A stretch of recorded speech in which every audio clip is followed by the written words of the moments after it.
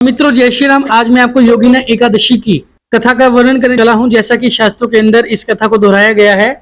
योगिनी एकादशी की जो पितृ कथा है उसको मैं आपको सुनाने चला हूं, आपको श्रवण कराने चला हूं। तो योगिनी एकादशी की जो कथा है इस प्रकार से है। महाभारत काल की बात है कि एक बार धर्मराज युधिष्ठिर ने भगवान श्री कृष्ण से कहा, हे त्रिलोकी के नाथ, मैंने ज्येष्ठ माह के शुक्ल पक्ष की निर्जला एकादशी की कथा तो सुनी, अब आप कृपा करके आषाढ़ माह के कृष्ण पक्ष की एकादशी की कथा सुनाइए। इस एकादशी का नाम तथा महात्म्य क्या है, सो अब मुझे इसके बारे में विस्तार पूर्वक बताइए। श्री कृष्ण ने कहा, हे पांडुपुत्र, आषाढ़ माह की कृष्ण पक्ष की एकादशी का नाम योगिनी एकादशी है, जिसके वजह से सभी तरह के पाप नष्ट हो जाते हैं। यह व्रत इस लोक में भोग तथा परलोक में मुक्ति देने वाला होता है। हे धर्मराज, यह एकादशी तीनों लोकों में प्रसिद्ध है। इसके वश से सभी पाप नष्ट हो जाते हैं। तुम्हें मैं पुराण में कही हुई कथा सुनाता हूँ, ध्यानपूर्वक श्रवण करो।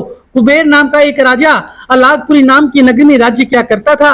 वह शिव भक्त था। उनका हेममाली नामक एक यक्ष सेवक था जो पूजा के लिए फूल आया करता था। हेममाली की विशाल लाक्षी नाम की अति सुंदर स्त्री थी। एक दिन वह मानसरोवर से पुष्प लेकर आया, किंतु कामासक्त होने के कारण पुष्पों को रखकर अपनी स्त्री के साथ रमन करने लगा। इस भोग विलास में दोपहर हो गई।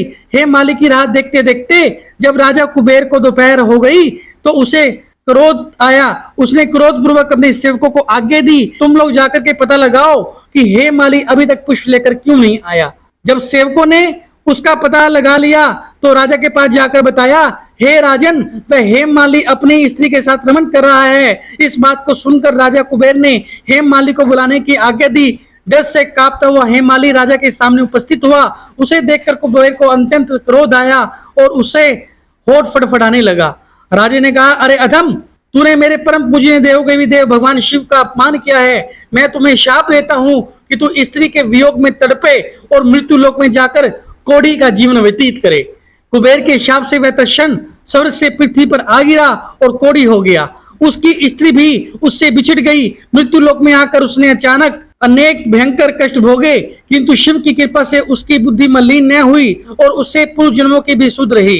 अनेक कष्टों को भोगता हुआ तथा अपने पूर्व जन्मों के कुकर्मों को याद करता हुआ वह हिमालय पर्वत की तरफ चल पड़ा। चलते चलते वह मार्कंड ऋषि के आश्रम में जा पहुंचा। वह ऋषि अत्यंत वृद्धि तपस्वी थे। वह दूसरे ब्राह्मणों के समान प्रतीत हो रहे थे और उनका वह आश्रम ब्रह्मा की सभा के समान शोभा दे रहा था। ऋषि को देखकर हेममाली वहां पर गया, उन्हें प्रणाम करके चरणों में गिर पड़ा।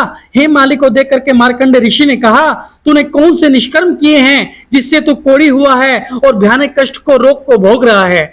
महर्षि की बात सुनकर हेममाली बोले, हे मनुश्रेष्ठ, हे मुनियों में श्रेष्ठ, मैं राजा कुबेर का अनुचर था। मेरा नाम हेममाली है। मैं प्रतिदिन मानसरोवर से फूल लाकर शिव पूजा के समय कुबेर को दिया करता था। एक दिन पत्नी सहवास के सुख में फंस जाने के कारण मुझे समय का ज्ञान नहीं रहा और दोपहर तक पुष्प नहीं पहुंचा सका। तब उन्होंने मुझे शाप दे दिया कि तू अपनी स्त्री का वियोग और मृत्यु लोक में जाकर के कोढ़ी बनकर दुख भोगे। इस कारण मैं कोढ़ी हो गया तथा पृथ्वी पर आकर भयंकर कष्ट भोग रहा हूँ। अंत कृपया करके आप कोई ऐसा उपाय बतलाएं जिससे मेरा मुक्ति हो। मार्कंड ऋषि ने कहा, हे हेममाली, तूने मेरे सम्मुख सत्य वचन कहे हैं, इसलिए मैं तेरे उद्धार के लिए एक व्रत बताता हूँ। यदि तू आषाढ़ माह के कृष्ण पक्ष की योगिनी नामक एकादशी का विधि पूर्वक विधान पूर्वक व्रत करेगा तो तेरे सभी प्रकार के पाप नष्ट हो जाएंगे। महर्षि के वचन सुनकर हेममाली अति प्रसन्न हुआ और उनके वचनों को अनुसार योगिनी एकादशी का विधि विधान से व्रत किया। इस व्रत के प्रभाव से अपने पुराने स्वरूप में आ गया और अपनी स्त्री के साथ सुखपूर्वक रहने लगा। भगवान श्री कृष्ण ने कहा, हे राजन, योगिनी एकादशी की कथा का फल 88,000 ब्राह्मणों को भोजन कराने के बराबर है। इससे व्रत से सभी पाप नष्ट हो जाते हैं और अंत में मोक्ष करके प्राणी का स्वर्ग का अधिकारी बन जाता है। उसे हर प्रकार के सुखों का भोग मिलता है। स्वर्ग की सीढ़ियों में देवता उनकी राह ताक रहे होते हैं जो योगिनी एकादशी का व्रत करते हैं। हरि ओम नमो भगवते वासुदेवाय नमः। बोलो विष्णु भगवान की जय। तो ये थी मित्रों आज की योगिनी एकादशी की व्रत कथा, जिसे श्रवण करने से, जिसे सुनने से तरह तरह के पाप व कष्टों से छुटकारा मिलता है। जय श्री राम, जय श्री राम।